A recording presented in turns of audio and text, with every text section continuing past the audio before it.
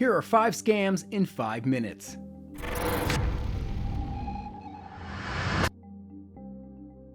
In 2020, a Girl Scout troop was set up outside a supermarket in Redondo Beach, California, when their next customer was this woman walking a small dog. The woman approached and bought 8 boxes of Girl Scout cookies, which she paid for with a $100 bill. The girls handed her her change, which was $60. The woman went inside the store, did some shopping, and when she came back out, she kindly bought 2 more boxes of Girl Scout cookies with another $100 bill. After she left, the girls ran up to their troop leader, very excited about these 2 $100 bills they now had. But when the troop leader felt the bills with her fingers, she could tell something was off. Even though they looked normal, they just didn't feel like cash, and it was later confirmed that the bills were in fact counterfeit. In total, this woman had made off with $50 worth of cookies and $150 of the Girl Scouts' real money. On average, local troops only make about $1 on every box of cookies they sell. The rest goes to the Girl Scouts organization. So this troop would have to sell roughly another 200 boxes just to break even on the money they lost from this woman ripping them off. So I hope this dirtbag is proud of herself for using these Girl Scouts as a means for laundering counterfeit bills. A 22-year-old from Spain named James Gilbert Quartang scammed Amazon out of $370,000. How did he do it? Dirt. His scheme was a rather simple one. He would order products off Amazon, keep the merchandise, then fill the shipping box with dirt so that it matched the exact weight of the product, send it back to Amazon, and be reimbursed for the return. He would then turn around and put that item up for sale.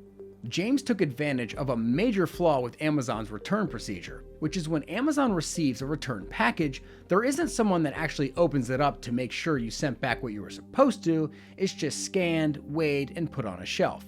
He became so good at this that he recruited another man named Juan, his friend, or boyfriend according to some sources, and for years they continued the Amazon dirt scheme, even setting up their own web store where they would sell new products like iPhones for a discounted price.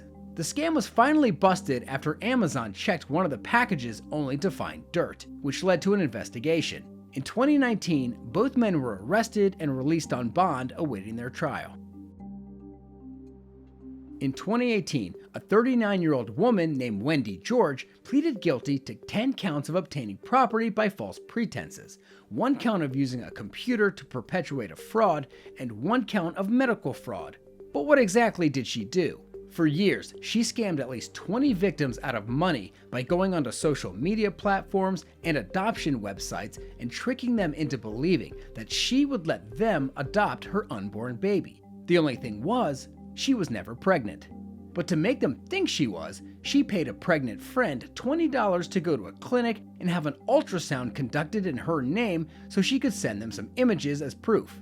Victims would send her money for food, doctor's appointments, and housing. She even received Medicaid benefits from the Department of Social Services by faking a positive pregnancy test using the urine of that same pregnant friend.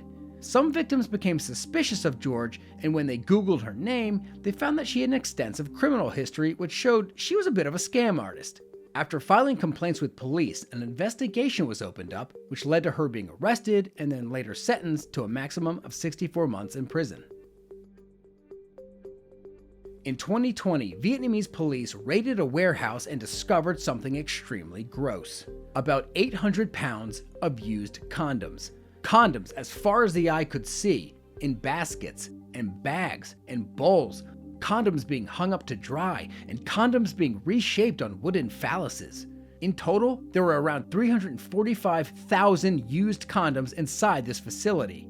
When police interviewed the owner, she said she had been receiving used condoms once a month from a source she wouldn't name. The condoms were being boiled in water, dried, reshaped, then repackaged and sold as new. In fact, police found thousands of used condoms that had already been packed and ready for sale, but it wasn't clear just how many condoms had already been sold. Sick.